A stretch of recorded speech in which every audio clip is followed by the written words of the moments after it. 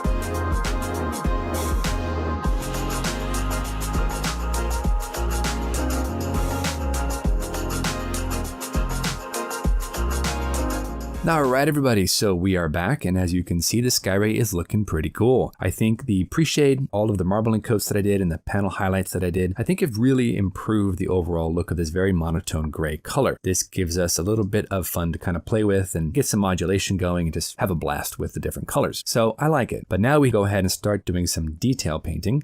And that means masking. So we're going to have to go ahead and mask off the rear control surfaces, and we're going to have to mask off the leading edges and the nose cone. All those have to be painted different colors. For the control surfaces, we're going to go ahead and use our Insignia white, just like we did for the undersurface of the aircraft. And luckily for me, these are very straight, clean masks. They don't have any complex curves or weird lines or anything. A couple pieces of tape cut at nice angles, and we'll be ready to go ahead and start airbrushing. I'm also going to want to go ahead and use some masking tape for the very front leading edges of the wings.